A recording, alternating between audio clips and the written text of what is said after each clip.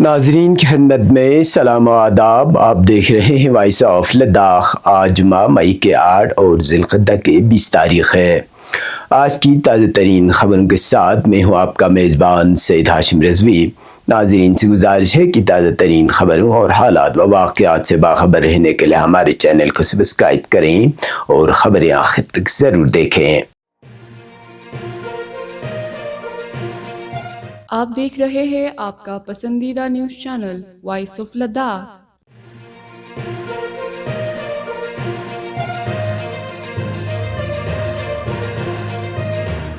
امام Khomeini memorial trust Kargil کے زیر انتظام مسلح امام منجی میں جمعہ خطبے سے خطاب کرتے ہوئے حجت الاسلام شیخ محمد حسین لطفی نے خطے لداخ میں درپیش عوامی، سماجی اور سیاسی مسائل پر تفصیلی گفتگو کرتے ہوئے سرکاری پالیسیوں پر سخت تنقید کی۔ انہوں نے لداخ میں اضلاع کی حالیہ تقسیم کو مشکوک قرار دیتے ہوئے کہا کہ اکثریتی آبادی کو دانستہ طور پر ضلع کا درجہ دینے سے محروم رکھا گیا ہے۔ شیخ لطفی نے کہا کہ لیہ خطے میں 3 اضلاع قائم کیے گئے، جبکہ کرگل جیسے وسیع اور گنجان آباد علاقے کو صرف 2 اضلاع تک محدود رکھا گیا۔ حالانکہ سانکو سرو اور شکرچکتن شرگول جیسے علاقے آبادی، جغرافیہ اور انتظامی اعتبار سے ضلع بننے کے مکمل حقدار ہیں۔ انہوں نے الزام عائد کیا کہ نئی اضلاع کی تشکیل مذہبی بنیادوں پر کی گئی ہے تاکہ بدھ اور مسلمان برادریوں کے درمیان خلیج پیدا کی جا سکے اور خطے کے دیرینہ بھائی چارے کو نقصان پہنچایا جائے۔ انہوں نے مزید کہا کہ حکومت ایپیکس باڈی لیہ اور کرگل ڈیموکریٹک الائنس کو کمزور کرنے کی کوشش میں مصروف ہے تاکہ عوامی اتحاد کو توڑ کر منمانی پالیسیاں نافذ کی جا سکیں۔ شیخ لطفی نے ایل پی ڈی ڈی کی نجکاری کو بھی شدید تنقید کا نشانہ بناتے ہوئے کہا کہ اس کے ذریعے لداخ کے قدرتی وسائل پر بیرونی کمپنیوں کو قابض کرنے کی راہ ہموار کی جا رہی ہے۔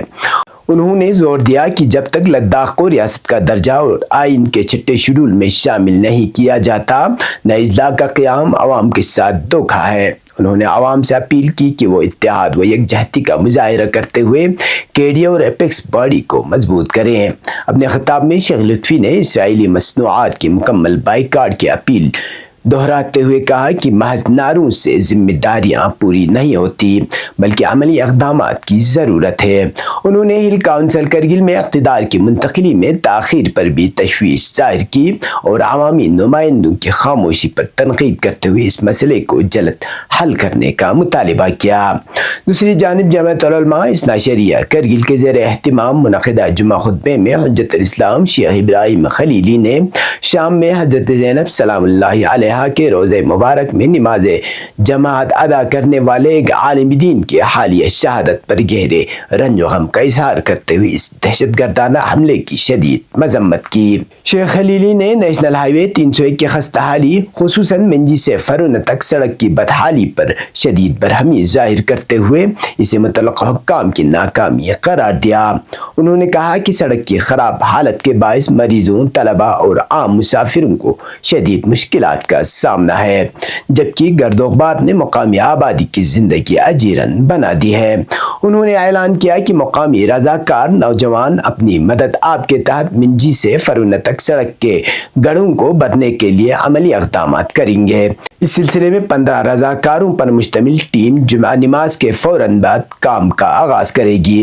انہوں نے مقامی ٹھیکیداروں سے بھی اپیل کی کہ وہ اس عوامی خدمت میں تعاون کریں۔ مقامی حلقوں کے مطابق رضاکاروں کا یہ اقدام جہاں عوامی مسائل کے حل کے لیے ایک مثبت پیش رفت ہے، وہیں ضلع انتظامیہ اور ہل کونسل کے لیے لمحہ فکریہ بھی ہے کہ بنیادی سہولیات کی فراہمی میں مسلسل ناکامی کے باعث عوام خود میدان میں اترنے پر مجبور ہو رہے ہیں۔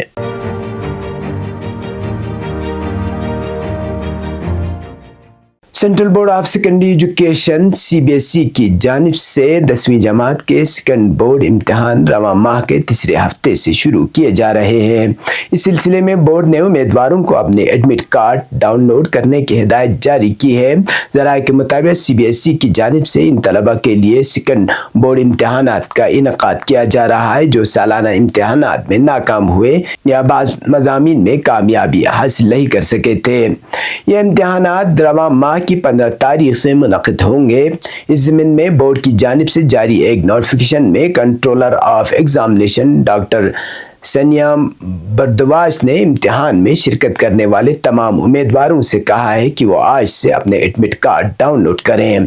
नोटिस में मजीद बताया गया है कि तमाम उम्मीदवार सुबह 10 बजे से कबल इम्तिहानी मराकज़ में पहुँच जाएँ, क्योंकि 10 बजे के बाद किसी भी उम्मीदवार को इम्तिहानी मरकज़ में दाखिले की इजाज़त नहीं दी जाएगी।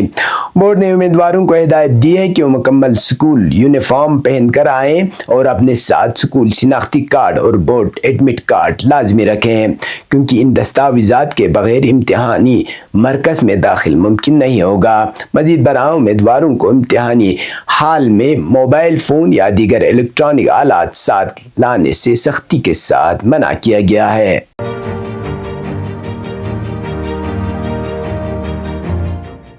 मरकज़ी 8वें तनख्वाह कमीशन के तहत मुल्क भर में अवामी राय और तजावीज़ हासिल करने का अमल जारी है, जिसके सिलसिले में कमीशन मरहला वार मुख्तलिफ रियासतों और मरकज़ के ज़ेर इंतज़ाम इलाक़ों का दौरा कर रहा है। इस दौरान कमीशन मुख्तलिफ तबक़ाए फ़िक्र, सरकारी मुलाज़मीन की तंजीमें और दीगर मुतल्लक़ा फ़रीक़ीन से मुलाक़ात करके तनख्वाहों और मुराआत से मुतल्लिक़ इनके ख़यालात और सिफ़ारिशात हासिल कर रहा है।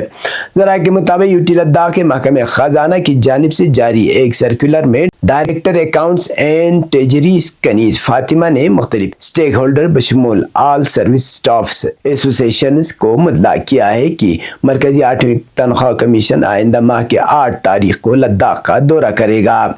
सर्कुलर में कहा गया है कि यूटी लद्दाख की वो तमाम सर्विस और स्टाफ एसोसिएशंस जो ज़िले लेह में कमीशन से मुलाकात के ख्वाहिशमंद हैं, वो अपने तजावीज़ और मुतालिबात पर मुश्तमिल मेमोरेंडम कमीशन की ऑफिशियल वेबसाइट पर जमा करा सकती हैं। मज़ीद बताया गया है कि दिलचस्पी रखने वाली तंजीमें कमीशन से मुलाकात के लिए ऑनलाइन दरख्वास्तें देकर रवा माह की 16 तारीख से कबल अपना अपॉइंटमेंट हासिल करें। महकमे ख़ज़ाना के मुताबिक मुलाकात के वक़्त और मुकाम से मुताल्लिक़ तफसीलात बाद में जारी की जाएगी। हुकाम का कहना है कि इस अमल के ज़रिए मुकामी मुलाज़मीन और इदारों को अपने मसाइल और मुतालिबात बराह रास्त कमीशन के सामने पेश करने का मौका फराहम किया जा रहा है, जिससे आइंदा तनख्वाह ढांचे की तश्कील में मदद मिलेगी।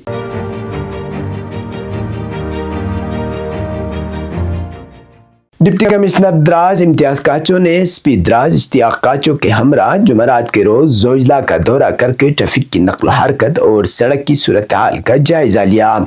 इस मौके पर सब डिविजनल मजिस्ट्रेट विशाल उत्तरी और बॉर्डर रोड ऑर्गेनाइजेशन ब्यूरो के अफसरान और द्रास पुलिस के एहलकार भी मौजूद थे, जबकि डीएसपी ट्रैफिक कश्मीर और एसओ सोनामर्ग भी मौजूद थे। दौरे के दौरान हुक्काम ने भारी मोटर गाड़ियों और हल्की मोटर गाड़ियों की आमदरफ्त के तनाजुर में सड़क के हालत का तफसीली जायजा लिया।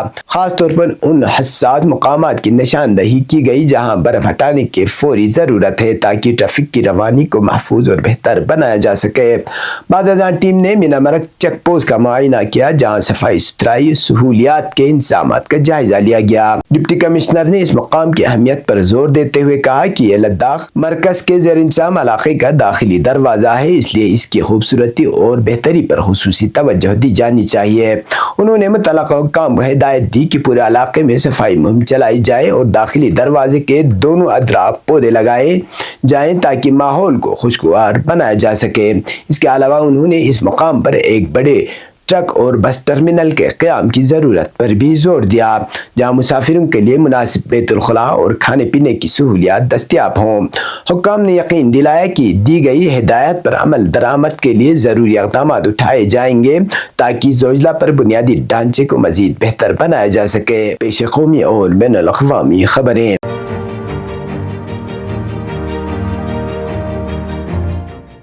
मरकज़ी काबीना ने कौमी गीत वंदे मातरम के गाने में किसी भी तरह की रुकावट को काबिल सज़ा जुर्म बनाने के लिए कौमी एजाज़ की तौहीन की रोकथाम एक्ट 1971 में तरमीम करने की तजवीज़ को मंजूरी दे दी है। इससे वंदे मातरम को वही कानूनी तहफ़्फ़ुज़ हासिल हो जाएगा जैसा कौमी तराना जन गण मन को हासिल है। यह एक फ़िलहाल कौमी तराने, कौमी परचम और आइन को किसी भी किस्म की तौहीन से महफूज रखता है। AIMIM सदर असदुद्दीन ओवैसी ने मरकज़ी काबीना के वंदे मातरम को कौमी तराना जन गण मन की तरह قانونی تحفظ دینے کے فیصلے پر اعتراض جتایا ہے۔ انہوں نے کہا کہ اس گیت کو ترانے کے برابر نہیں سمجھا جا سکتا کیونکہ یہ ایک دیوی کی قصیدہ خوانی ہے۔ انہوں نے کہا کہ ملک کسی دیوی یا دیوتا کے نام پر نہیں چلتا اور یہ کسی ایک دیوی یا دیوتا سے تعلق نہیں رکھتی۔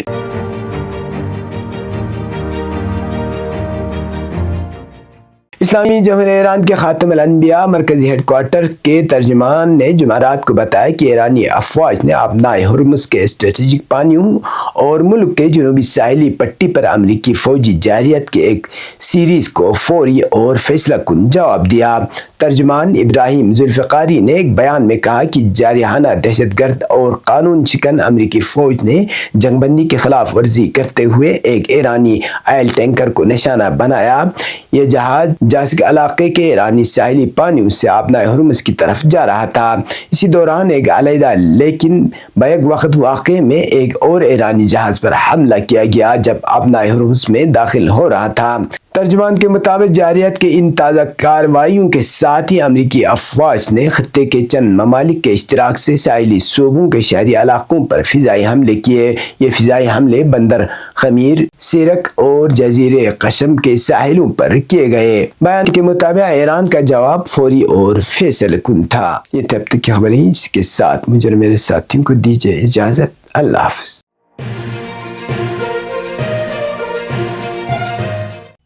مقامی، قومی اور بین الاقوامی خبروں سے باخبر رہنے کے لیے چینل کو لائک، شیئر اور سبسکرائب کریں، ساتھ ہی بیل آئیکن دبانا نہ بھولیں۔